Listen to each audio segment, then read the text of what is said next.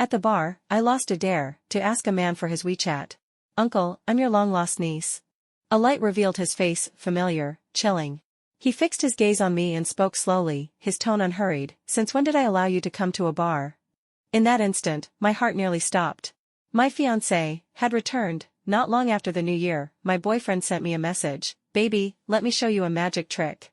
Okay. Poof. I changed my heart. Let's break up. As the New Year's bell rang, that idiot blocked me. I couldn't figure it out.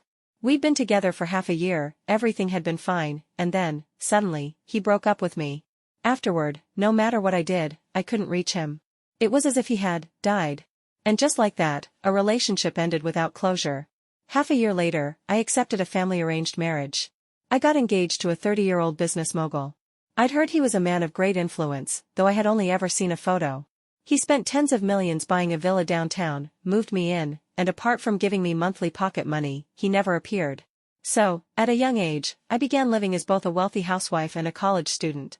During summer break, on a long night, my cousin dragged me to a bar to kill time. Under the dim, suggestive lights, I emerged from a crowd of muscular men. Behind me came my cousin's excited shout, "Go ask that man for his contact, and say, Uncle, I'm your long-lost niece." Well, I had lost the round of truth or dare, so I had to do the task. Honestly, the request wasn't too outrageous, at least she didn't make me kiss a random guy. The target was a man seated diagonally behind us.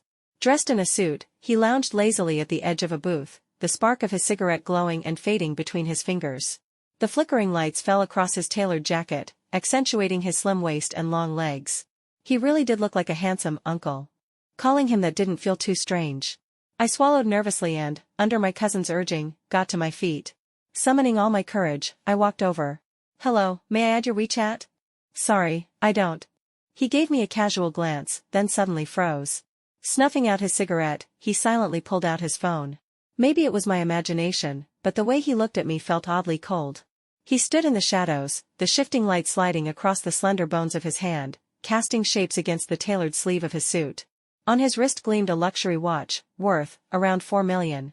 I had seen it once before, when I helped my father pick out a gift. He didn't seem impatient at all, rather, he waited with surprising composure as I raised my phone to scan his code. Beep. The screen jumped. But instead of the Add Friend page, it opened directly to the chat window. I froze. Since when had we already been friends? Anything else you'd like to say? His eyes locked on me, sharp and probing, sending a chill down my spine. I only wanted to finish the dare as quickly as possible. Without thinking further, I lifted my head and said, "Uncle, I'm your long-lost niece." The moment the words fell, the surroundings went silent. Pfft. Someone chuckled first, and soon the entire table of men burst into laughter. When did President Wilson get himself a niece? A harsh beam of light swept across, suddenly illuminating his face. Holy shit. Why does he look so familiar? He leaned back lazily into the sofa, his gaze locked on me as he drawled, "Annie Brown, since when did I allow you to come to a bar?" In that instant, my heart nearly stopped. My fiancé, Henry Wilson, had returned. Years of carefully crafted image, ruined in a single game. Amid the teasing and laughter, Henry crooked a finger at me. "Come here." The others were curious. "President Wilson, aren't you going to introduce her?" Henry went along with it. A niece from the family. She's young, rebellious, and hard to manage." Mortified, I nearly wanted to bury my head under the coffee table. My cousin, noticing I hadn't returned, messaged me, "Why are you still sitting there? I told you to do a dare, not to flirt with a man. What if Henry sees you?" I typed back slowly, "I caught Henry." At that crucial moment, my cousin slipped away with the others, leaving me stranded and defenseless, sitting stiffly at Henry's side. He seemed to be discussing business, his tone anything but gentle, sharp even. When the conversation ended, the group departed quickly. What remained was a shell-shocked me, and a composed, unfazed Henry. "Time to go home, niece." He tossed out the mocking remark as he rose, flicking his car keys to the valet. Seeing me still dazed, he asked, "Did you bring your things?" I slapped my forehead, ran back to grab my newly bought bag and shoes, and hurried to his side. Hands tucked in his pockets, he cast a glance at my spoils of war without comment, then accepted the keys from the valet. "Get in." On the road, Henry stayed completely silent. I felt I should at least try to explain something. I don't usually come to bars. And I don't normally ask strangers for their WeChat. I only did it because I lost the dare. Today was just an accident. Whether Henry was listening or not, I couldn't tell. He turned the steering wheel, got guiding the car down a tree-lined road until we stopped in front of the villa. Just before we got out, he gave me a faint, half-smile and murmured, "Little girl, don't take a game too seriously." So all that intimidation was merely for the sake of acting in front of his business partners?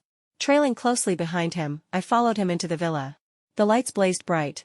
And there, standing half-naked with a towel wrapped around his waist, was a man rummaging through the fridge.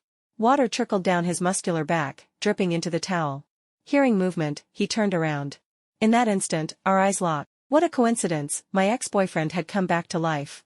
And here he was, in Henry's house. Unhurriedly, Henry made the introduction. "This is my nephew, Chris Wilson. Chris, this is your aunt." Plop.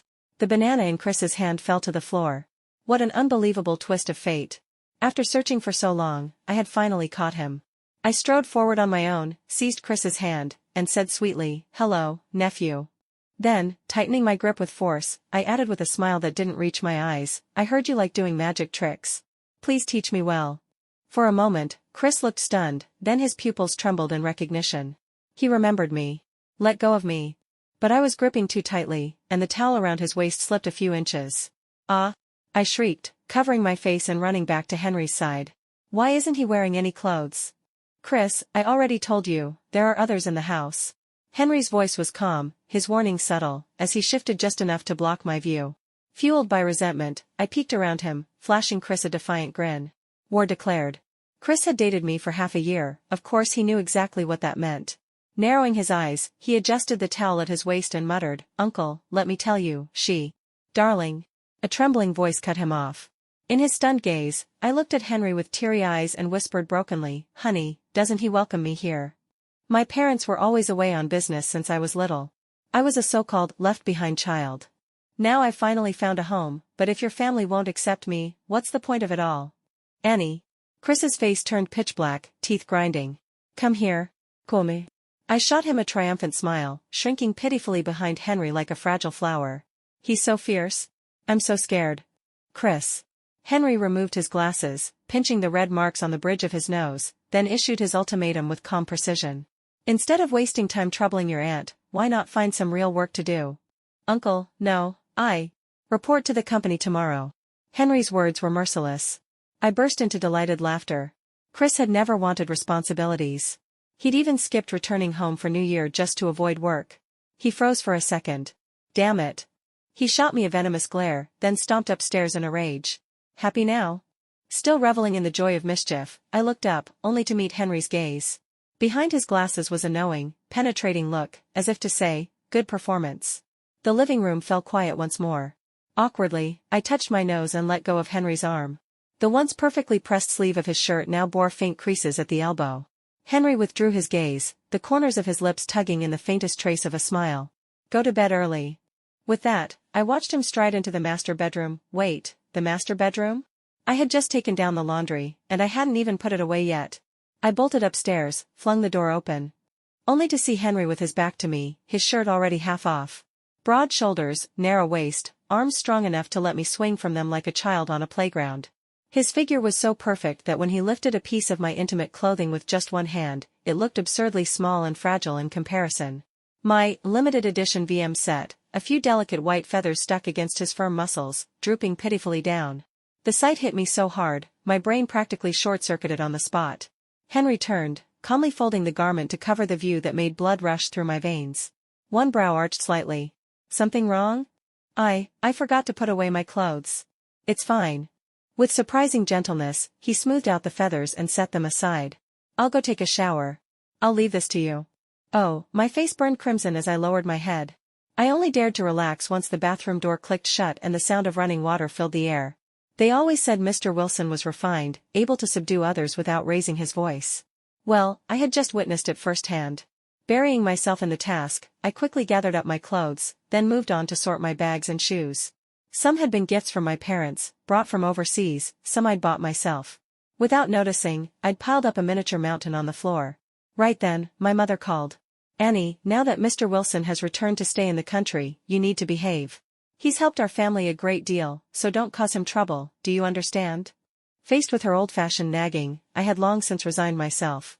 "I understand." From as early as I could remember, my parents had sent me to live with one guardian or another. This time was no different, just another new head of the household. I knew how to play along. Tonight, since Henry had taken the master bedroom, I naturally carried my quilt to sleep in a guest room. But as I passed by with my bedding, a hand suddenly shot out from the guest room and yanked me inside. Before I realized what was happening, Chris had me cornered against the wall, his face as dark as the bottom of a pot. "Annie, you've grown bold, huh? Got someone backing you up now?" I blinked innocently. "Isn't that obvious?" Chris gave a sharp laugh. "Aren't you afraid I'll spill our little secret? Go ahead. Tell them how last year you skipped school to spend Valentine's Day with me." At the time, Chris had requested leave from his counselor, claiming he was attending his uncle's funeral. Now, staring at his livid expression, I recklessly added, "I nearly died of filial piety." Bang! Chris shoved me out the door and slammed it in my face. Luckily, there were plenty of rooms upstairs. I simply took one next to the master bedroom. Henry showed no objection. Later that night, I got up to use the bathroom. Still half asleep, I fumbled for the wrong doorknob. The moment I stepped inside, the air was noticeably colder. Shivering, I lifted the quilt and burrowed in. Halfway through, a hand pressed down on me. Nearly suffocating beneath the covers, I flailed desperately. Suddenly, someone grabbed my arm and yanked me out.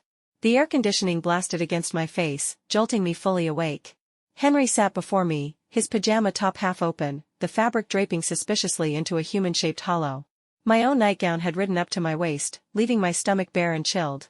That was when I realized, I had mistaken Henry's bathrobe for a quilt. The atmosphere froze, thick with awkwardness. Henry's dark gaze fixed on me. "Why are you here?" "Couldn't sleep." Mortified, I pouted. "I went into the wrong room, it was an accident." In the silence of the night, Henry's warm, melodious laugh spilled out. "Little girl, don't you think you have far too many accidents?" Normally, I considered myself quite brave, but in front of Henry, I felt like a mouse cornered by a cat. He tugged my nightgown back into place. In that casual gesture, his fingertips brushed lightly across my skin. This man was nothing like the boys I'd known before. Mature, composed, and with every effortless movement, he unsettled my heart. I'll head back now." I slipped off the bed and slid on my slippers. Leaning against the headboard, Henry didn't bother fixing his own clothes. He merely watched me, giving a low granting permission. But as I reached the door, his voice sounded again. "Lock the windows before bed. Lately, thieves have been bold." At once, I recalled my cousin's story. Someone had once woken in the middle of the night, only to meet a burglar's eyes right beside the bed. My feet rooted to the floor. After a long pause, I shuffled back sheepishly. "The bed's big enough. I can't sleep well in a strange room. Maybe we should just share it." And with that, ignoring how unreasonable the request was, I plopped my pillow down and rolled neatly into bed. Henry gave a helpless laugh, turned off the bedside lamp, and pulled the covers over me. Facing away from him, I listened as the faint rustle behind me faded into silence. They say night is when thoughts run wild. Eyes open or closed, all I saw was Henry's broad back and his long, straight legs. Even in my dreams. The next morning at the breakfast table, I saw Chris. Dark circles hung under his eyes, clearly, he hadn't slept. Henry, on the other hand, sat in a crisp suit, glasses in place, refined as ever. His profile cast a clean, graceful silhouette across the glass tabletop. "Tonight there's a family dinner. Are you free?" I had never attended a Wilson family banquet before. "Yes, I'm free." As Henry's fiancé, formal attire for the event had already been delivered to me early that morning. I understood, my role was to act the obedient, well-mannered girl in front of his family. It would be better for both sides. At 6 in the evening, dressed in an ill-fitting but proper half-length skirt, I linked arms with Henry and walked into the Wilson villa. With Henry's parents long gone, the family now consisted only of him, his elder brother, his sister-in-law, and the troublesome nephew, Chris. His brother had no say in family matters. The one in charge was Henry's sister-in-law, Chris's mother. So, the dinner wasn't large.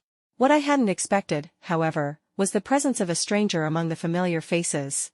She was a beauty, her skin pale, her long black hair tucked neatly behind her ears. She looked every bit the refined, genteel young lady. When her eyes landed on Henry, she abruptly rose to her feet and murmured, "Henry. It's been a while." Henry only gave a curt nod before leading me to our seats. Chris's mother let her gaze linger on me, smiling faintly. "Miss Brown is quite the celebrity at school, isn't she?" There was an undertone to her words that made me pause. Then I glanced at Chris, sitting beside her with his head lowered, looking thoroughly guilty. I knew at once, he must have told his mother about me. And now, with me suddenly transformed into Henry's fiancée, who knew what she was really thinking? As expected, Chris's mother pulled out the chair beside Henry. "Come, Phoebe. You and Henry haven't seen each other in years, sit next to him and catch up. Miss Brown, the moment I saw you, I felt a connection. Would you mind sitting here instead? I glanced in the direction she indicated. Between Henry and me sat the couple, a gap wider than the Milky Way. I don't mind. Chris tried to sit beside me, but was forced across the table, right next to Phoebe Forrest. I knew Henry had a childhood sweetheart, someone who had even gone abroad with him. I just didn't know why, in the end, he had gotten engaged to me. As the family banquet began, Phoebe sat shyly beside Henry. Every so often, she would quietly ladle soup into his bowl, or pour him water. Sometimes, her face would flush red as she whispered a few words. Henry's expression, however, remained utterly calm, if not outright indifferent. He didn't even touch the soup. Perhaps my gaze lingered too intensely, for Henry suddenly looked over. I rolled my eyes at him, only to be caught by Chris's mother. She smiled lightly. Henry, now that you're back in the country, you should spend more time with Phoebe.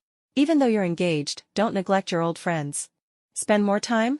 How much more, exactly? She was clearly dismissing my existence. Under my blade-sharp glare, Henry only chuckled softly. Instead, he turned to me. Annie, drink less wine. Unnoticed, the bottle beside me was already more than half empty. Chris's mother pressed on, unwilling to give up. Phoebe has been waiting all these years. Sister-in-law. Henry cut her off, his tone cool. Annie seems drunk. I'll take her upstairs first. Before everyone's eyes, Henry lifted me to my feet. My steps were unsteady, my head light with wine, and words began tumbling out non-stop. Suddenly, I smacked Henry's rear and asked with a tipsy grin, Buddy, do you want a wife or not? The room froze in dead silence. Faces shifted, some embarrassed, some complicated, some downright angry. Only Chris's father slapped his thigh and roared with laughter. Ah, these young ones. Ha ha ha. Henry pushed up his glasses. Excuse us. Without another word, he carried me upstairs. Phoebe trailed after us, her voice delicate and sweet. Henry, do you need me to help? The saccharine tone grated on my nerves. Still intoxicated by the memory of my bold touch, I asked again, so, do you want a wife?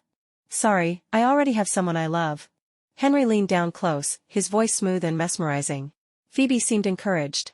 She reached out, trying to tug my other arm. Henry, let me take care of her. You should stay with your family. But I hardly noticed Phoebe, my eyes were locked on the striking man before me. Already taken? What a pity. I patted his back with drunken cheer.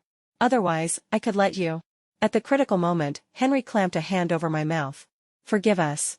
My wife is drunk. I'll take care of her myself. Phoebe froze, her eyes quickly filling with tears. I'm sorry. I didn't mean to intrude. Breathing in the clean, intoxicating scent of him, I staggered along as he dragged me into the bedroom. The lights were off. In the dark, Henry pinned me against the doorframe, his breath hot against my face. Annie, I dare you to repeat what you just said. Still slow to react, I giggled fearlessly. I said, MMPH, MMPH. Without warning, Henry's lips crashed against mine. I clutched at his shirt helplessly, like someone drowning. That's all you've got? Dizzy, I still refused to yield. Don't underestimate me. If you don't believe me, ask my husband. Then I froze. My head buzzed. Wait. I think. I'm engaged. Engaged? His tone was like a cat teasing its prey. Yes, but it doesn't matter. He's off having some in-death exchange with another woman anyway. The warm amber glow of the night lamp flickered in his dark eyes. His lashes lowered slightly, gaze fixed on my lips. Leaning close, the cool tang of alcohol on his breath surrounded me. Who said that? I heard it with my own ears. But the only person I want to have an in-death exchange with is you. My breath caught as his slender fingers brushed my cheek, the cool pads of his fingertips grazing my burning lips. All right. Annie, do you even know what you're doing? As his lips captured mine again, I smiled against him. I'm having an affair, thrilling, isn't it? For a moment, Henry froze as if paused. He closed his eyes briefly, calming his breath before pulling back. I regret not recording that. Before I could understand what he meant, he suddenly scooped me up and dumped me into the bathroom. If you're going to throw up, sleep by the toilet. At dawn, I woke with a thud on the floor. I was wearing a large white shirt, luxury brand, wrinkled as if it had been through a spin cycle. From outside came the sound of financial news. Head pounding, I stumbled out, running a hand through my messy hair. And froze. My clothes were scattered across the floor in utter chaos. On a nearby rack hung a man's suit and tie. They looked familiar. You're awake. His calm voice drifted from the sofa. Henry was already dressed, neat and immaculate.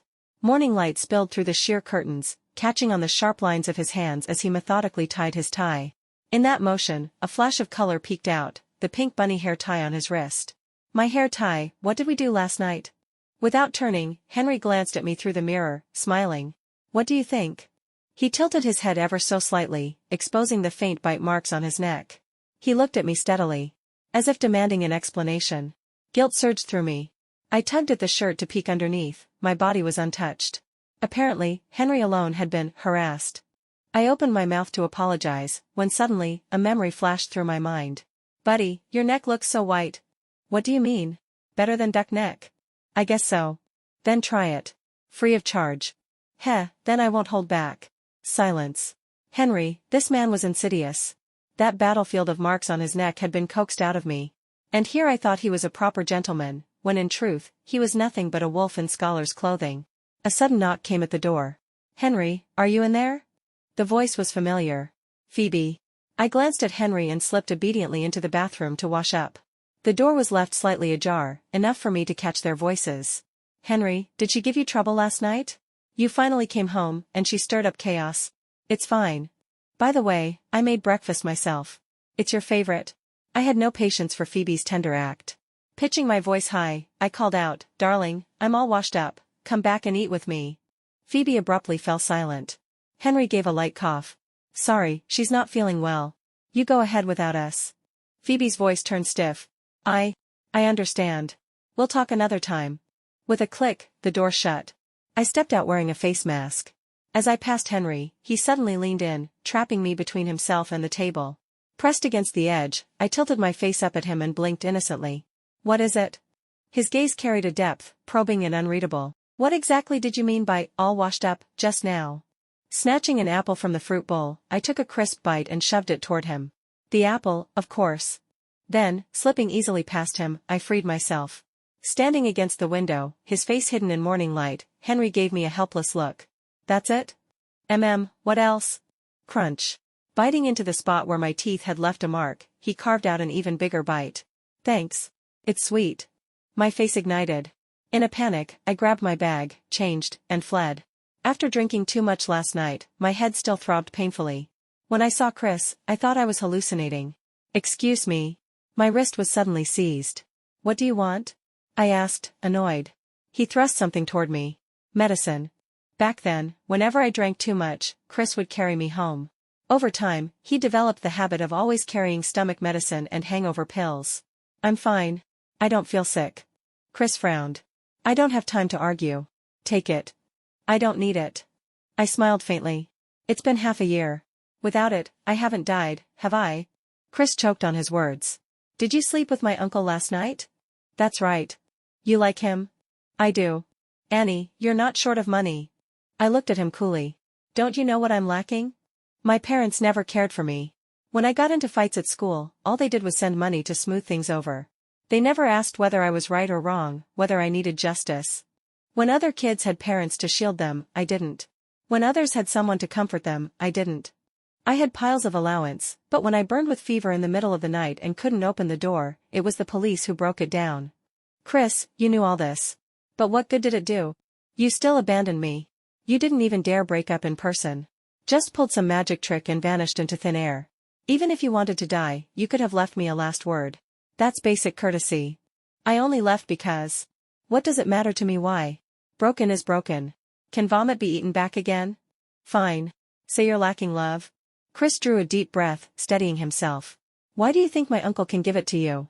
Can he really be there for you? Not your concern. I love money. If I die, I'll use his money to buy myself a coffin. That's what I want. Annie, what are you two? A sudden voice cut through the standoff. A figure in a white dress appeared. Phoebe's eyes were red, clearly from crying. Beside her stood Chris's mother. Her gaze fell on Chris's hand gripping my wrist, her tone sharp. Let her go at once. But Chris seemed determined. Mom, stay out of this. This time, I won't back down. You and Chris dated? Phoebe asked. Chris's face turned grim, but he said nothing. I had no patience left. Jerking my hand free, I bowed slightly to Chris's mother. Sister-in-law, I'll be leaving first. With that, ignoring Chris's ashen face and Phoebe's conflicted one, I walked out and hailed a cab. By now, the summer heat was oppressive, even the wind felt hot. The car had no air conditioning, and it was like sitting in a sauna. I inhaled deeply, trying to calm my rising frustration. Surely the Wilson family's rotten genes weren't hereditary? When the cab stopped at the villa, I paid the fare and got out. In front of me was a dense crowd. People in work uniforms, carrying cameras, reporters. My appearance drew every gaze. They surged toward me. "Miss, are you a member of President Wilson's family?" I kept my composure, smiling faintly. "I'm sorry, I don't know him. Please step aside, I need to go home." Without glancing left or right, I walked toward the gate, reaching for my phone to call Henry for help. But the screen lit up with breaking news: Mr. Wilson's fiancé exposed for multiple affairs with men. Clicking in, I saw my artistic photos from last year at the seaside. Alongside them were pictures from school events, every male I had ever interacted with labeled as a boyfriend. Even the 70-year-old security guard at the campus gate had been blurred and tagged. I knew at once this was bad. Before I could escape, the reporters closed in. "Miss Brown, is the news true?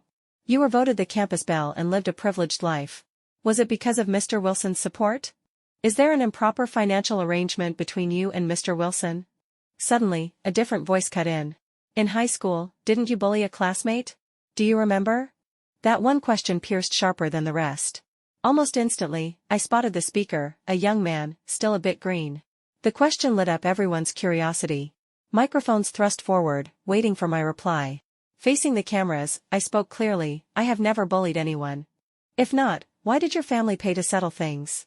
That, I could only thank my overly soft-hearted parents for. Afraid of trouble, afraid the scandal would harm the company, they had wired a large sum into the other family's account the very next day. And the real culprits? They cornered me at the door, grinning. "Thanks for the protection fee. Be careful from now on." That winter, I was locked in a boys' bathroom and doused in cold water. The matter ended just like that. Later, when I fell ill with pneumonia, I spent days alone in a VIP hospital ward. But the man pressing me now had no intention of stopping. He shoved the mic in my face. "My client still suffers psychological trauma because of you. Shouldn't you apologize?" Under so many eyes, my eyes reddened quickly. With a few broken sobs, I suddenly pulled back my sleeve, revealing an ugly scar on my arm. I was the one who was bullied. Lifting my head, I let the camera catch my glistening tears. They cut my arm with knives. In winter, they drenched me with cold water. I developed pneumonia. You can still find my hospital records. My parents were terrified for my life. They paid the money just to keep me safe. He called it protection money, and told me to crawl through life with my tail between my legs. The young man flushed bright red. "Lies. None of that happened. Were you even there?" I cried miserably. "Why expose my wounds? I grew up without my parents, suffered their abuse, and now you take hearsay to condemn me? How cruel." I heard it directly from my client. "Do you have evidence? Or is it just envy? Do you want to destroy me because I have more than you?" "I don't. You're slandering me." The young man lost control, shouting at me. I shrank back, suddenly as if struck by revelation. "You look familiar? Heaven help me, you were one of them, weren't you? Using your position for revenge, who's going to stop you?" Blinded by rage, he raised his camera to smash it down at me. But an arm intercepted midair. Henry stood before me. I had no idea when he'd arrived. "If you're prone to violence, sir, I strongly suggest seeking treatment." Though his tone remained calm, his eyes were sharp, his words carrying a quiet threat. The young man retorted hotly, "I only came on my client's behalf. She slandered me without cause." "Oh?" Henry gave a light laugh, humorless. With a twist, he snapped the camera in two. The lens shattered across the ground. "Condemning someone with nothing but hearsay, threatening them with violence, you've already violated both professional ethics and the law. I don't see any reason for you to remain in this industry. Apologies for damaging your property. My lawyer will handle compensation, and you should prepare a defense, because we'll be pressing charges." Adjusting his glasses, Henry took my hand and led me out of the crowd. "Mr. Wilson, what's your opinion on your wife being linked to a school bullying scandal?" A reporter, still unwilling to give up, trailed after us with the question. "I believe her." Henry's simple words weighed heavier than 1,000 arguments. "But there's no evidence." Henry halted mid-step, his cold gaze sweeping over the man. "Am I a judge? You're demanding justice from a husband. Don't you find that laughable? If you want fairness and justice, go ask someone else. All I can tell you is that I will unconditionally side with my wife. Is that clear enough?" The reporter was left speechless. Henry seemed to recall something, and added calmly, "My wife is still a student. Today, you barged in without my permission to interview her at our doorstep. I strongly advise you not to publish any reports or articles, unless, of course, you'd like to be sued." With that, he wrapped an arm around my waist. Let's go home. Even after stepping inside, I still hadn't recovered from the confrontation. Henry casually hung his coat on the rack, then turned back, rolling up my sleeve. Was this scar from them? No, I pressed my lips together. After a long hesitation, I met his gaze and said seriously, I lied. They only poured cold water on me. That reporter wasn't one of my old bullies either. I did it to get back at him. Lowering my head, I waited quietly for Henry's reaction. He clicked his tongue, then smiled. If I heard correctly, what you're telling me is, you're not a good person. Very bad. Henry's light-colored pupils reflected my image as he leaned forward, bracing a hand against the doorframe, caging me in a small space where I had no choice but to face him. My stance just now was clear, you can do as you like. If, by your standard, this makes you a bad person, then I think bad is a compliment. My ears burned red, and his quiet laughter was like a feather, tickling my heart. Don't worry. I'll handle this. The Wilson family may be simple in numbers, but I don't recommend you get too involved with them. We have our own life to live, don't bother with theirs. For some reason, my heart began pounding wildly. Henry finished speaking and straightened, about to step back. On impulse, I tugged at his tie, pulled him down, and stood on tiptoe to kiss his cheek. Henry froze. Consider it a thank you. I grinned, slipping quickly out of his reach. After that day, Henry suddenly became busy. He didn't return for several nights. Chris, too, had vanished. I was left alone again. I decided to use the time to work on my summer internship report. That night, a roommate asked, our class is organizing a preterm trip, leaving a week early. Do you want to come? If it had been before, I would have packed my bags in excitement right away. But now, thinking of Henry, I only smiled. I'm a little busy. You guys go ahead. You've got something going on. Startled by her sharp intuition, I stammered, how do you know? She burst out laughing. Spill it. Is there a man? Not really, nothing confirmed. What class is he in? I'll ask around. He's a working man. Almost 30. My roommate went silent for a beat. Annie, don't tell me you've fallen for an older man. They've eaten more salt than we've eaten rice. You're not his match. Does he have money? Yes. Are you sure you're not just being kept? I scratched my head awkwardly. Pretty sure, yes. My advice, think carefully. It might feel exciting, but it's dangerous too. After hanging up, I sank into a deep gloom. She wasn't wrong. Henry had been in business for years. I already knew about Phoebe, his childhood sweetheart. And what about others? Adults like him, how could they not have entanglements? That night, after showering, I received my regular money transfer from my parents. I didn't even look at it, just lay in bed scrolling through my phone. In only a few days, all the gossip about me online had been wiped clean. Within half an hour, my eyelids grew heavy, and I switched off my phone to sleep. Normally, I kept the air conditioner very low. But for some reason, tonight I woke drenched in heat, as though wrapped in a quilt. Kicking the blanket off, I rolled over, and the bed sank beneath someone's weight. Opening my eyes, I found Henry sitting at the edge of the bed, as if he had just returned. You're awake.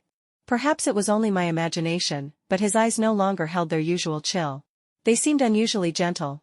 I stirred. Hot. I'm all sweaty. The air conditioner broke.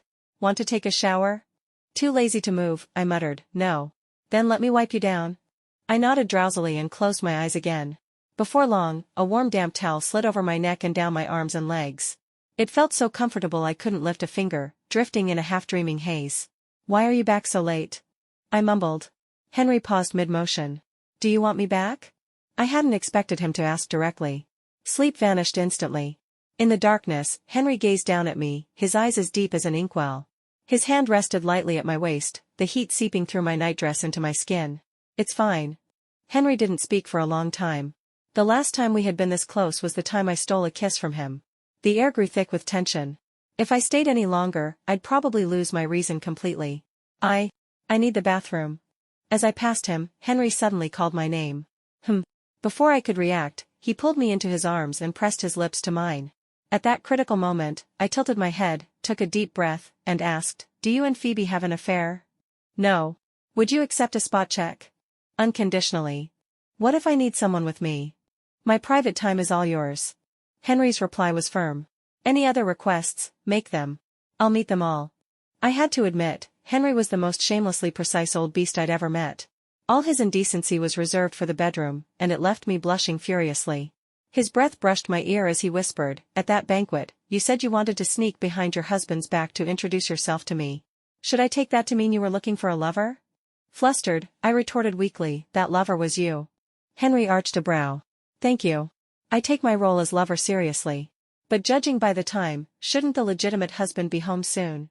He pulled me tighter. Then I'd better leave before he arrives. Henry. You shameless. The next morning, I filed an application with my class monitor, saying I'd be returning early to join the trip. While I chatted with him, Henry stood in the kitchen wearing an apron, preparing breakfast. The light traced down his straight back, spilling across the glossy marble floor. His reflection was devastatingly handsome. Curled up on the sofa, no matter how I shifted, the ache in my back wouldn't fade. Finally, barefoot, I ran to the kitchen doorway to lodge my grievance. My back hurts. Henry was sliding an egg onto a plate. His narrow sleeves were half-rolled, revealing well-defined forearms, still bearing the bite marks I had furiously left last night. Sorry. I'll be more careful next time. That was what he said, but his tone carried little apology. If anything, there was a trace of amusement in it. And what about this time? I gaped. You're just going to ignore it? I'll give you a massage. True to his word, Henry made sure I ate, then had me lie face down on the sofa. His palms pressed firmly yet gently into my waist, the strength perfectly measured. Having barely slept the night before, my eyelids soon grew heavy. But suddenly Henry leaned down, his voice low. Forgive me. I couldn't resist. You beast. Heartless. Henry only smiled faintly. Thanks for the compliment. The very next day, while Henry was at work, I dragged a suitcase and fled for my life. With less than 2 days left before the class trip, I stayed at my best friend's place. Seeing how worn out I looked, she asked, Annie, have you been hauling bricks at a construction site? Dizzy and drained, I groaned, lend me your bed. At 8 that evening, dressed and lively, she yanked me out of sleep. Come on, we're going out. Before I knew it, she had dragged me to a mixer. Everyone, this is my bestie. Single and available. I shot awake in terror, turning to bolt, but my best friend was as strong as an ox. She snatched me back. What are you running for? I already have someone. Where? Hands trembling, I opened Henry's WeChat chat window. Him. She didn't believe a word. Call him here, then. Did I have a death wish? I had run away from home, and now she wanted me to summon him? That would be like walking into my own trap. Seeing my hesitation, she laughed uproariously. Nice try. Get back in there. I was shoved into a sofa, landing right beside a gentle-looking boy. His ears flushed red. Would you like a drink? No, thank you. As luck would have it, Henry's call popped up on my screen. The atmosphere in the room was lively, a couple crooning a love duet. Trapped, I hung up and typed back instead, what's up? Why didn't you answer? Not convenient. You're not at home? Out with friends. Where? I'll come get you after. No need, I'm staying at my best friend's. Alright. Henry's reply was brief, almost perfunctory. The joy I'd felt at escaping him suddenly dimmed. For the rest of the evening, I was distracted, unable to focus when anyone spoke to me. Partway through, I slipped off to the restroom. It was quiet there. After hesitating, I finally called Henry. He answered almost at once, his voice warm.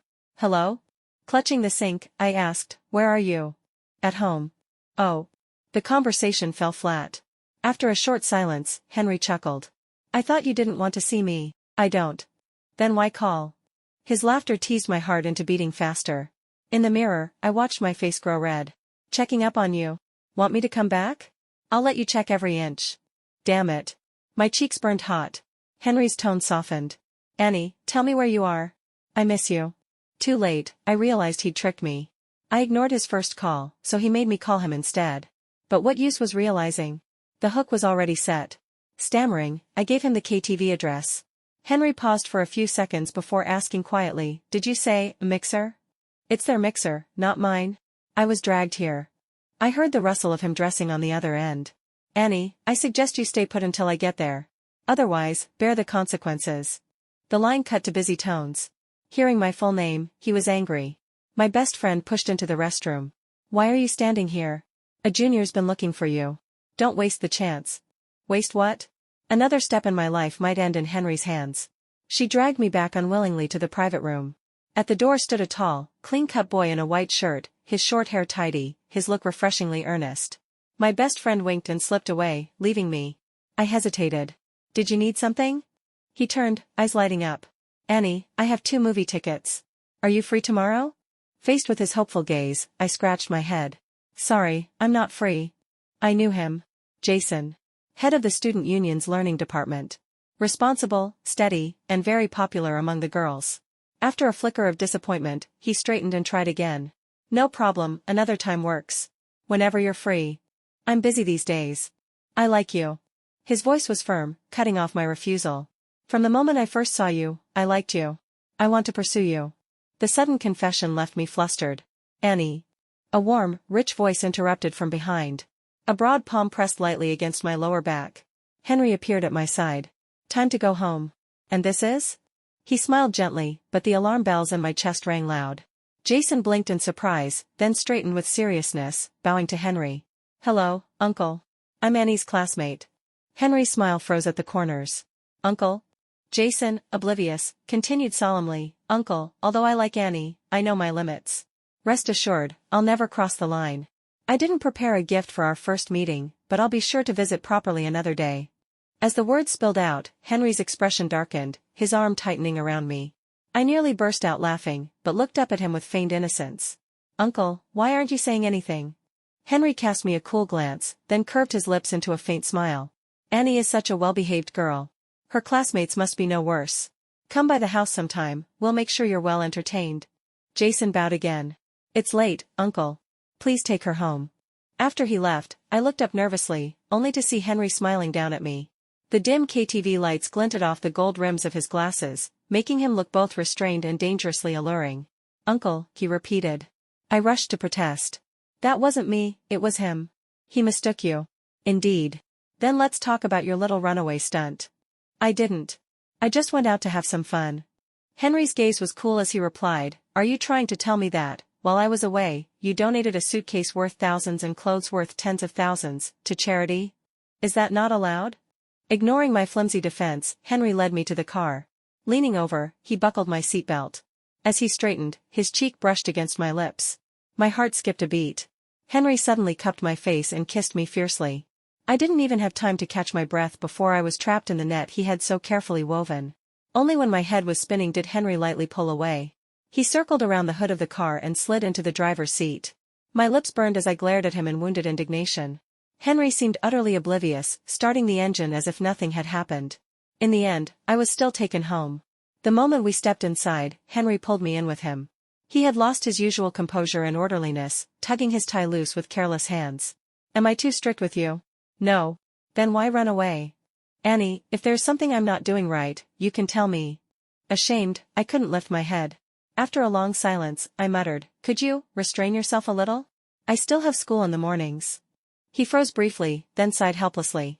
When it comes to you, it's hard to restrain myself.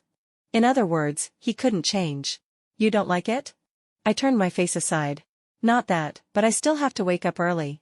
I still have homework. All right, understood. Henry pressed a light kiss against my ear. From now on, I'll try to save it for weekends.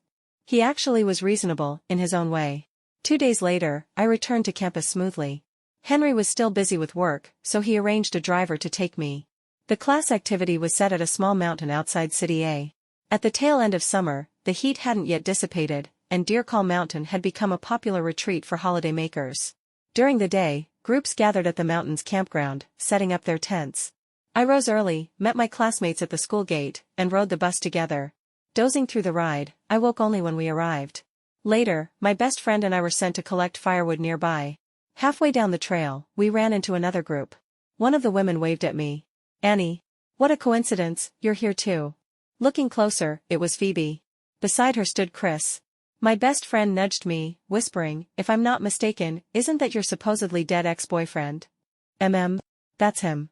Phoebe's melancholy vanished, replaced by a pleasant smile. Perfect, Chris is here too. If you need anything, just call him. The one being volunteered shoved his hands in his pockets, his face stony, silent. Since our last fight, it had been a long time since we'd met. Phoebe, cheerful, dragged me over to Chris. No need for introductions between you two. Annie's yours now, I'll go ahead. With that, she disappeared into the forest. Chris gave me a long look, then suddenly shrugged off his jacket. Why are you dressed so lightly? Before he could act, my best friend threw her own jacket over me. No need to trouble you. I came prepared. She bundled me up like a dumpling and tugged me toward the riverbank. As we walked, she asked, Do you still like him? Tell me honestly. If you do, give me that jacket back, I'm freezing too. I'm engaged. Good, wait, what? She froze. What did you just say? From beneath my collar, I pulled out a diamond ring on a chain. I'm engaged. I have a fiancé. Who? That old man. I don't believe it. Her disbelief bordered on breakdown, as if I'd secretly married myself into a wolf's den. I took out my phone and opened Henry's chat. I miss you. For a long time, there was no reply. Just as I thought he wouldn't answer, a message popped up, then miss me for now. My best friend pointed furiously at the screen. What did I tell you? Men are all heartless. What kind of reply is that? Another message followed, I'll come tonight. My best friend and I stared at each other, both doubtful. She whispered, he doesn't think you're still at school, does he? It was nearly a 3-hour drive from the city to Deer Call Mountain. How could Henry possibly skip work to come here? I assumed he was joking and ignored it. That evening, Phoebe suddenly sent me a screenshot. Phoebe, Henry, it's so cold in the mountains. I didn't bring anything warm. Henry, I'll come tonight. Then she added a message for me, he's coming. Want to join us over here? The smugness was obvious. I laughed bitterly. Was Henry sending mass texts? So I opened Henry's chat and typed, brother, I'm cold. But no reply came. I told my best friend, I think you were right. I should ditch the old man and run. That night, our class held a bonfire party. With drinks, performances, and laughter around the flames, none of us felt the cold. Chris, for reasons unknown, sat silently on a rock in the distance, his gaze fixed on me. Though I'd had a little to drink, I was still clear-headed. Carrying my glass, I walked up to him. What do you want? Chris kept his head low. I regret it. Breaking up with you was the stupidest thing I've ever done. I sat beside him. Go on. Something flickered in his eyes. It wasn't easy for us to be together. After we broke up, I couldn't sleep at night. I kept thinking of you. Annie, do you know how cold the moon is in a foreign land? I couldn't let you go. Coming back this time, I want to win you back. My uncle can't give you happiness. I listened in silence, then finally looked at him seriously. Where did you copy that speech from? Couldn't even bother editing it. From Jihu? A few different posts. But the feelings are real. Then let me express my feelings too. I stood up, brushing off my hands. I don't plan on hiding this from Henry. If you want regret, eat it yourself. I won't join you. As I walked back, someone suddenly dragged me into a grove. I thought I was about to be attacked and opened my mouth to scream. Only for my lips to be sealed in a kiss. The heat of it pressed close, soft and insistent. Henry's striking face filled my vision. After a brief kiss, he pulled back and called softly, Annie. The cold moonlight traced the sharp lines of his profile, clean and gentle. Henry opened his jacket. Weren't you cold? Come here. So your phone wasn't lost. I ignored the heat still on my lips, my words edged with bitterness. Sorry. No signal in the mountains. It was true, there were stretches without service. Still, resentment gnawed at me. This wasn't something we could talk through easily. I pulled out a small bottle of warm mineral water and handed it to him. My classmates are waiting. I can't stay with you tonight. You should head back. Henry accepted the water, paused, then said, all right. Then keep the jacket. He started to take it off. No need. We have a bonfire. If I get cold, I'll come find you. Henry froze, then nodded. Okay. I turned and walked toward the firelight, my mood sinking lower and lower. Annie. Henry's voice stopped me. I turned instinctively. In 2 strides he was in front of me, wrapping me in his arms. I missed you. Electricity shot through me, leaving my eyes stinging as I looked up at the crescent moon. He didn't ask for a reply. He only held me quietly, burying his face in my hair and inhaling softly. Hey, Henry, let me see your phone. All right. He handed it over. I opened WeChat. Phoebe's chat was near the top, saved under her full name. Phoebe, Henry, it's so cold in the mountains. I didn't bring anything warm. Henry, I'll come tonight. Henry, President Brown said you're in charge of counting numbers for this event. Give me the tally of people who need coats within 10 minutes. Supplies take time to transport, I'll have someone prepare. Phoebe, okay, can't wait for you, I've even booked your room. I never thought you'd really come, haha. Henry, thanks. Is it a double? My wife is here too. Phoebe, single. Henry, no problem.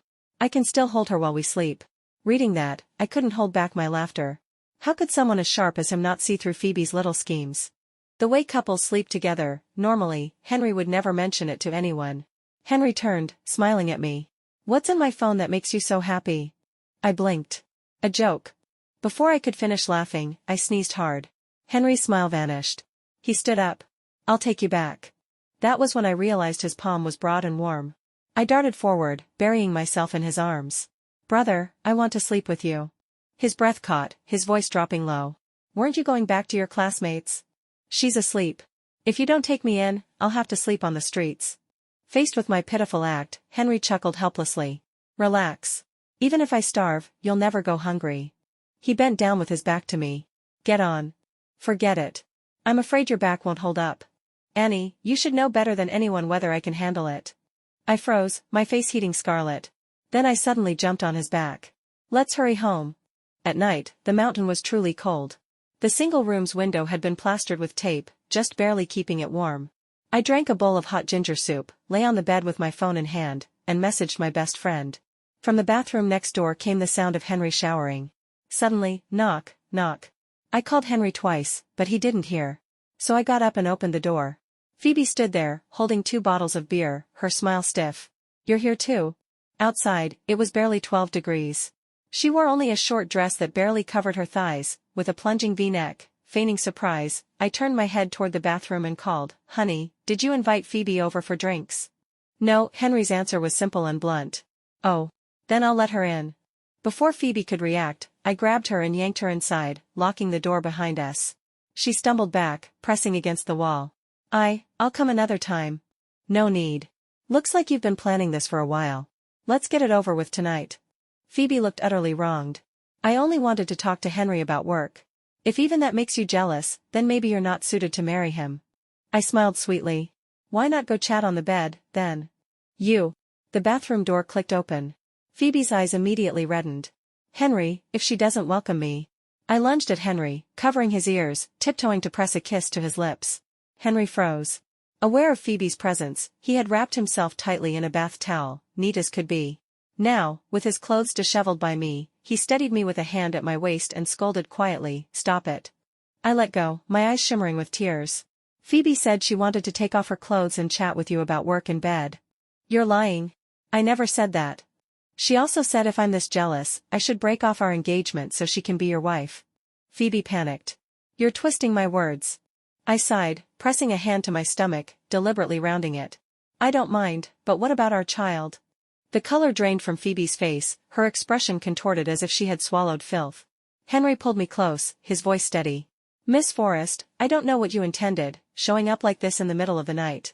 But my wife is already carrying my child. Not only I, but the entire Wilson family is waiting eagerly for this baby. The only Mrs. Wilson will be her. Henry's face was deadly serious, there was no hint of play acting. Phoebe burst into tears. I'm sorry. I really only wanted to talk about work. Henry's expression turned colder. During work hours, appropriate dress is required. Tell me, Miss Forrest, if this was overtime, why weren't you dressed properly? I can afford overtime pay. But can you take that money in good conscience? Phoebe's face flushed crimson with shame. I'm sorry. I lost control. I'll go back now. I pointed to the door. Please. Under my gaze, Phoebe slunk to the door. But just as she opened it, she stopped, turned back, as if she had been building up to this for a long time. Henry, I don't mean anything else. But your wife used to be Chris's girlfriend. He went abroad, she was forced to break up, and then she got engaged to you. Don't you think it's all a little too coincidental? In Phoebe's eyes, I saw the venom of someone willing to drag us all down. Henry's hand tightened protectively around my waist. His expression remained calm. This is a Wilson family matter. No outsider's reminder is needed. Phoebe choked on her words, then slammed the door shut with a loud bang. Silence fell again. I didn't explain. Henry didn't ask me to. Want to shower? He asked. I took my clothes and headed for the bathroom as Henry moved toward the door. My chest tightened. Hand gripping the knob, I asked, Where are you going? Half his face hidden in shadow, his tone flat and emotionless, Don't worry. Just a smoke. I'll be back. Henry's smoking habit wasn't serious, at least, not since he'd been with me. And besides, he was a neat freak. Smoking right after a shower would leave the smell clinging to him. But I didn't stop him. Nor did I want to know what he was thinking. As he put on his shoes and stepped outside, he reminded me, Blow your hair dry after your shower. Don't wait up, sleep early. All right. He didn't leave until he saw me step into the bathroom. Standing beneath the warm spray of water, my thoughts tangled messily. I didn't want to know Henry's mind. I didn't want to explain. Just like the last 20 years, wait for the outcome. Either we'd continue, or I'd be abandoned again. It was normal. I was used to it. This video is an original work of the YouTube channel Romance Grove and is published exclusively on this channel. Please don't re-upload or share it on other channels. The clock ticked past midnight. Henry still hadn't returned. I sighed and buried myself under the covers. Henry's POV. It was Henry's first time at Deer Call Mountain since returning home. The night wind was harsh, the temperature dropping below 10 degrees. By the creek, the air carried a damp tang of moss. The cigarette ember between his fingers flared and dimmed with the wind. He sat motionless on a stone outcrop for half an hour. His phone rested on the flat rock beside him, screen glowing. It displayed the message he had sent Chris, "Come out." The wind was sharp, clearing his head. The weight pressing on his chest and the anger burning inside were drawn into his lungs with the smoke, then exhaled slowly, dissolving into the night air. Footsteps crunched behind him. He didn't need to turn. He already knew it was his disappointing nephew. First year of university, obsessed with dating, nearly failed his classes. Second year, dumped a girl, then begged Henry to take him abroad to escape the fallout. Henry still remembered the flight to England. A stranger had asked for his contact information, he had declined politely. Chris, grinning, had offered advice. "Uncle, you're too much of a gentleman. Always letting girls down easy. Look at me, I just did a little magic trick, and dumped her like that." At the time, Henry had found little to say to him. He'd merely frowned, letting it pass. However improper Chris's behavior, he was still his brother's son. It wasn't Henry's place to lecture. But tonight, perhaps the mountain wind had stripped away his restraint. That scene resurfaced in vivid clarity, Chris's smug face, his pride, his arrogance, his gleaming eyes. And Henry regretted not punching him right then and there, hard enough that even his brother wouldn't recognize him. Henry took one last drag, then stubbed out the cigarette. "You dated Annie before?" Chris hesitated for a long moment before muttering, "Yes." In the dark, Henry's hand clenched, knuckles pale. Exhaling, his tone turned cold. "Why did you dump her?" "She was immature." Once, they had been uncle and nephew. But tonight, with everything laid bare, they were nothing more than ex-boyfriend and current partner. No bond remained. Chris swallowed hard, staring at Henry's back. "I was young and foolish before. I didn't know Annie's worth. I regret it." "Regret?" A cold laugh slipped from Henry's lips. He turned, eyes sharp as blades. "You have the face to regret?" Chris had never been this bold. His heart pounded violently. He knew his uncle's methods. He knew once Henry set his eyes on a piece of meat, he never let go. But tonight, for reasons he couldn't explain, madness drove him to speak. "Annie grew up without parents around, she lacks love. I can give her companionship. Uncle, you're always buried in work, sometimes gone for months. With you, she can't have something lasting." Henry's gaze grew colder inch by inch, lips curling in mockery. "Companionship? What will you give her, magic tricks?" "I was just young. It's been only a year since you dumped her. How much older are you now?" "Uncle, you've only been with her for a few days. What right do you have to judge me?" "Just the right that with a flick of my finger, I could send you overseas to fend for yourself." For the first time, Henry revealed the sharp edge of his ruthlessness to his nephew. "Stay away from Annie. She can only ever be your aunt." It was true. Henry was the rising star of the Wilson family, now its pillar. While Chris, a second-generation wastrel who lived off others, how could he possibly compete? Chris's spirit deflated. "Uncle, what do you even like about her?" "What about you?" Henry shot back. Chris answered without hesitation. "She's smart, beautiful, interesting. Being with her makes me happy." Henry nodded slightly, leaving only, "Stay away from her." Then he turned and walked off. "Hey, Uncle, you didn't answer my question." Chris's voice faded into the night, but Henry's steps never faltered. It would take Chris many years to understand how crucial emotional value is to a partner. Henry lifted his hand, noticing the skin of his palm torn raw from scraping against the rock in his earlier anger. It stung, not lightly. His brows furrowed. Still, perhaps it wasn't all bad. With a wound like this, the little girl would notice at once. At 1 in the morning, my pillow was damp with tears. I had never cried easily, not when I was bullied, not even when Chris abandoned me. But tonight, the words locked in my chest made me feel as if I couldn't pass this hurdle without crying. Hiding beneath the covers, nose stuffed, breath ragged, I sobbed soundlessly. Though Henry tried hard to mask his abnormality, after years of living in relatives' homes, I had long since learned to read people's moods. Phoebe's words had indeed stirred something in him. I didn't know what he had gone out to do. Perhaps to ask Phoebe for details. Or maybe he had confronted Chris. More likely, he had already returned to City A to speak to my parents about breaking the engagement. Biting the blanket, I couldn't stop my sobs. Suddenly, a familiar voice came muffled through the quilt. "Annie, you're not asleep, are you?" I froze, motionless, eyes squeezed shut, curled up like a pitiful little thing. The quilt lifted from above. Moonlight seeped through my eyelids, spilling brightness. I kept them closed, feigning sleep. The smell of smoke clung heavily to Henry, strong enough even through my congestion. A calloused fingertip brushed my cheek, smearing the dampness there. With a sigh, Henry spoke. I know you're awake. Can we talk? I could no longer keep up the act. I opened my eyes to find Henry crouched beside the bed, his face shadowed. Do you want to break off the engagement? I asked. Why would I? Because you had a boyfriend before? Henry chuckled. That would be absurd. Then what do you want to talk about? He hesitated briefly. I want to ask, can we move the marriage forward? I thought I'd misheard. Marriage? Henry looked a little helpless. Yes, because I realized, you don't seem to fully trust me. Even when I do my best to restrain myself, you still sense it. You're afraid I won't keep my word. You were angry then. Yes, furious. And in anger, words come recklessly.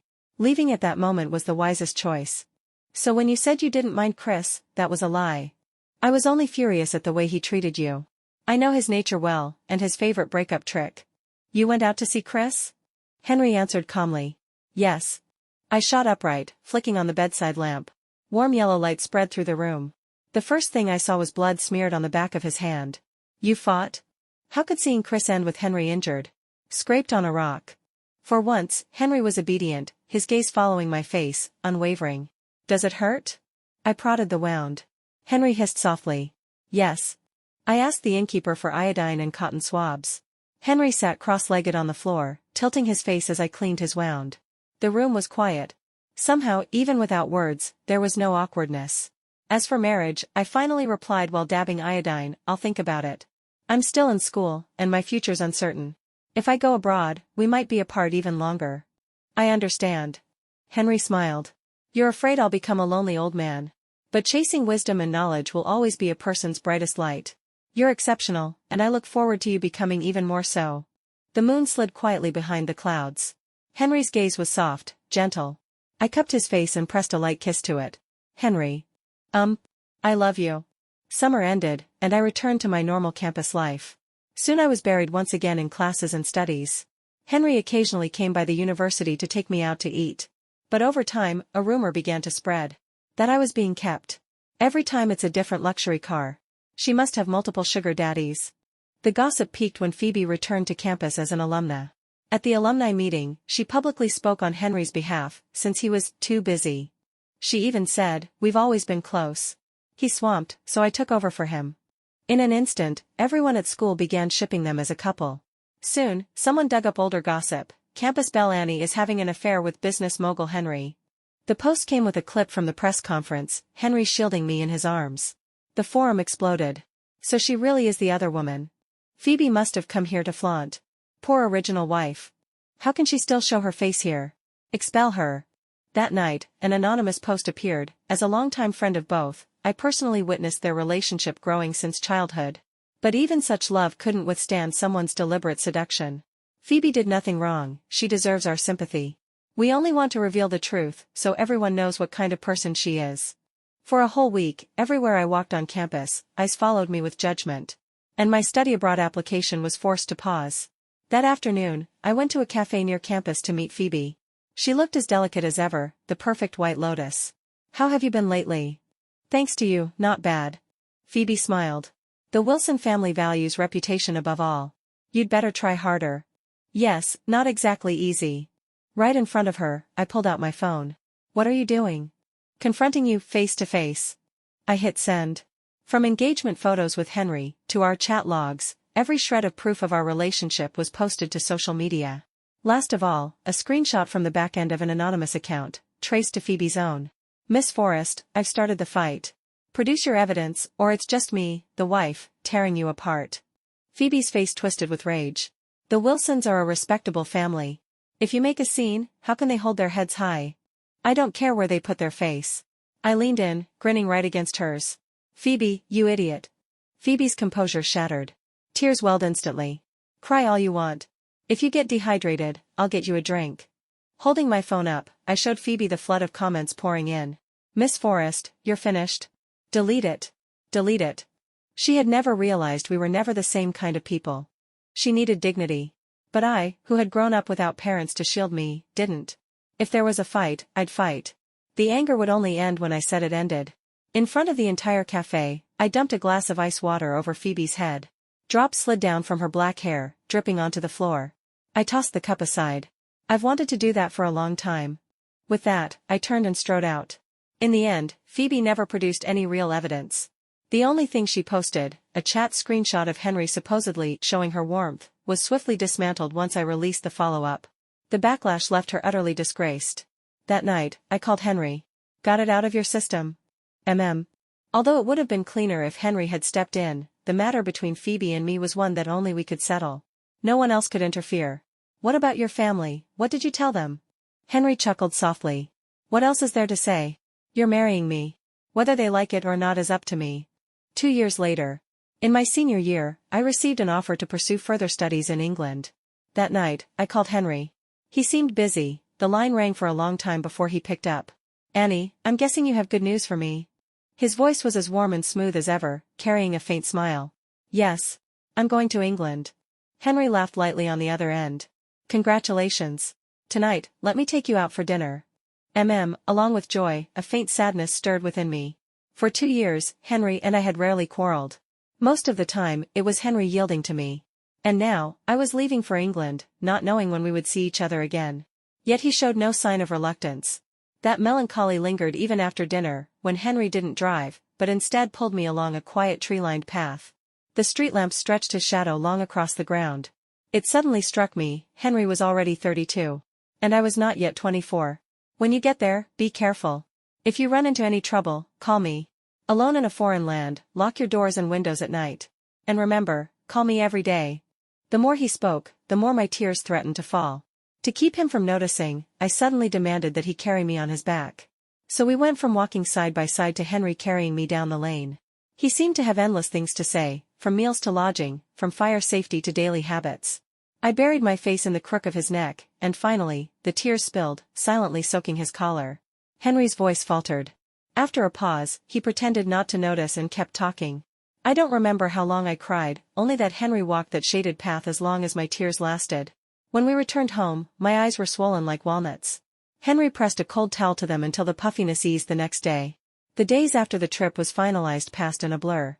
In the blink of an eye, it was the night before my departure. Henry came home early, crouching beside me to pack my luggage. He frowned at the pile of useless trinkets I was stuffing into a whole suitcase, half amused, half helpless. You can buy these again. But things bought were never the same as those given by Henry. I clutched a pink bunny keychain tightly, refusing to let go. Henry tried prying it from me, but finally gave up, pulling me into his arms and pressing me onto the bed. Annie, at this rate, you'll want to pack me up and take me along. Can I? You can. Henry kissed me. Tomorrow, I'll buy a bigger suitcase and climb inside. I burst out laughing, looping my arms around his neck. What if I meet some handsome guy in England? Hiss. Henry suddenly pinched the soft flesh at my waist. I laughed even harder. It tickles, gentler. Annie, you're asking for trouble.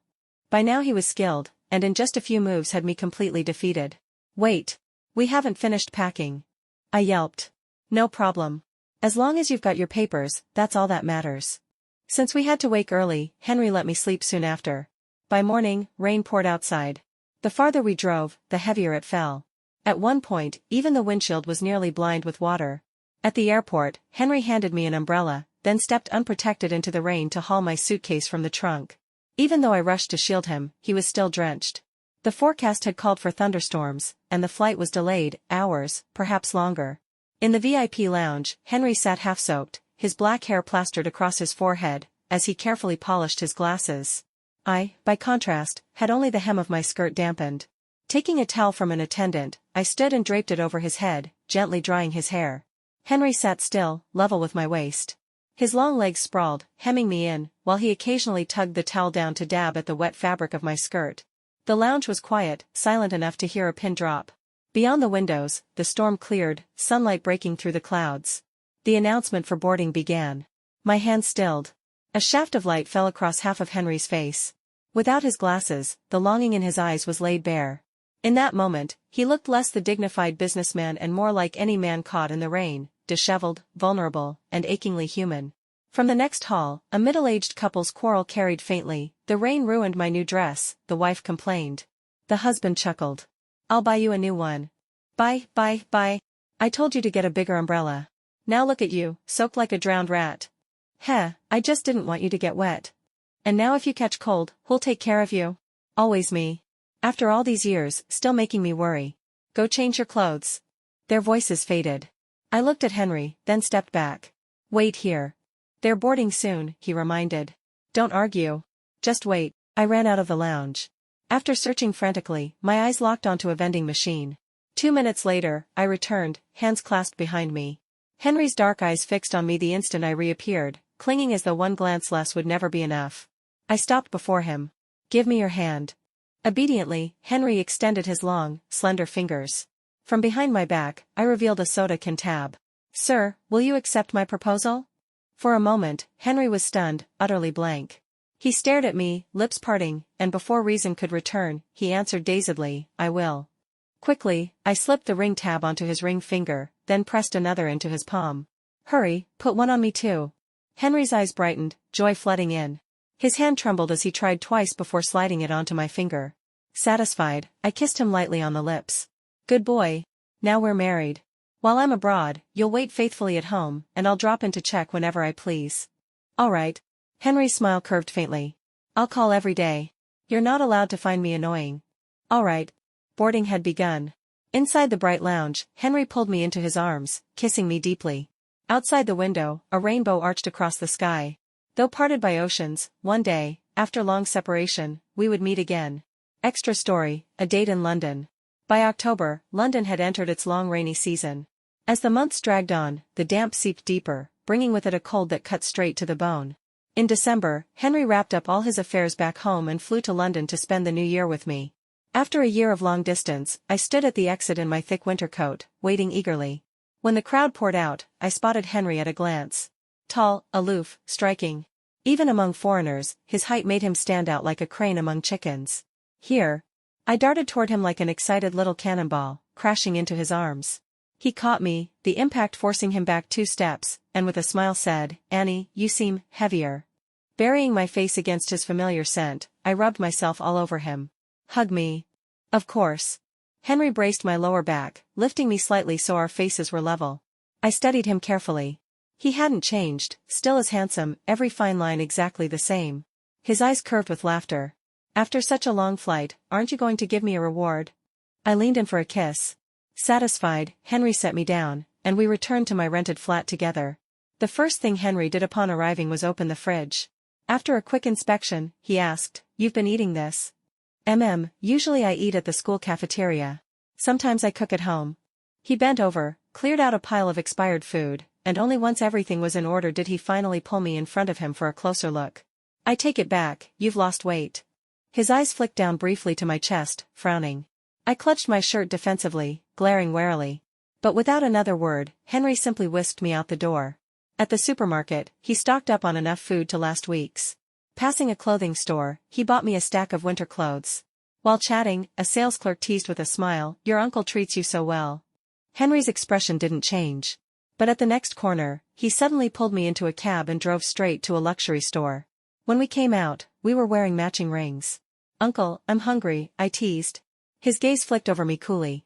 There's no, uncle. Starve, then. I trailed after him pitifully. Uncle, please, just a bite to eat. Henry finally gave in, half exasperated, half amused. Hurry up. If we're late, there'll be no dinner left. But my thoughts weren't on food. After longing for him for so long, now that Henry was right here, how could I not want more?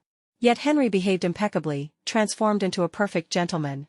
When he saw my absent-minded eating, he thought I had no appetite, and even made me a bowl of soup to wet it. At last, the boring dinner ended. Henry went to wash the dishes, while I leaned on the kitchen doorway. The bathwater's hot. I'll go later. No rush. No rush for him, but I was dying. I wandered around, carrying a carton of milk, then deliberately slipped, spilling it across his turtleneck. Oops. I lost my balance. You should take a shower. I'll wash your clothes. And so Henry was herded into the bathroom. I slipped into the bedroom to set up his gift. Candles lit, their fragrance filled the room. In the dim glow, Henry emerged in a thick, fleece-lined bathrobe, so large it swallowed his neck. The only bare skin I could see was a clean line of ankle. His eyes swept over the scene before returning to my face. The dishes aren't finished. Go to sleep first. Like hell I'd let him leave. Before he could step out, I shoved the door shut, pinning him against it. Narrowing my eyes, I asked, are you really that oblivious, or just pretending? Behind his glasses, Henry's gaze gleamed faintly. I'm not sure I understand. Oh? You don't understand? I grabbed his collar and yanked hard.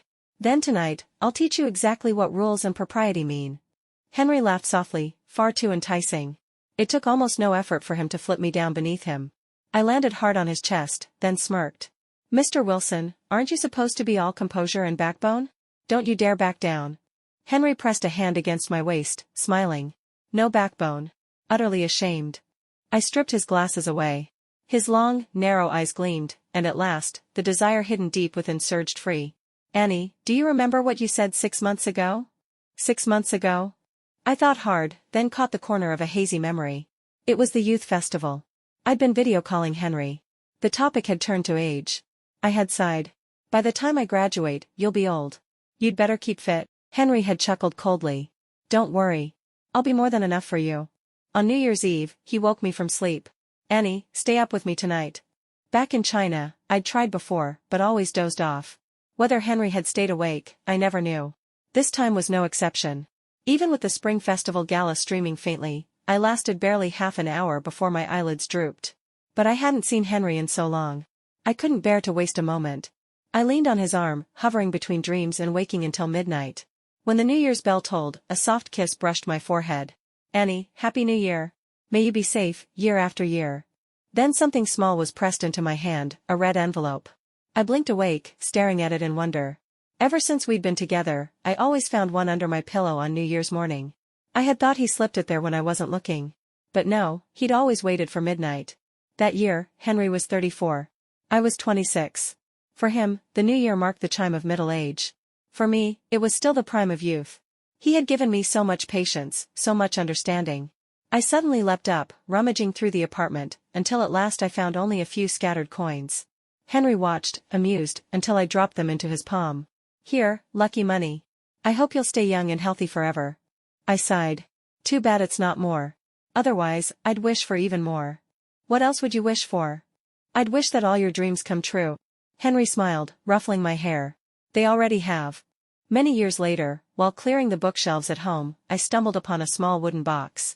Its edges were worn, its lacquer chipped, its color faded. Inside lay a handful of simple treasures, a soda can ring, a few postcards I'd sent from England, 2 or 3 coins, and a slip of paper with a wish written on it. On the back, in bold, elegant script, were the words, to know warmth and cold together, to share the long days and nights.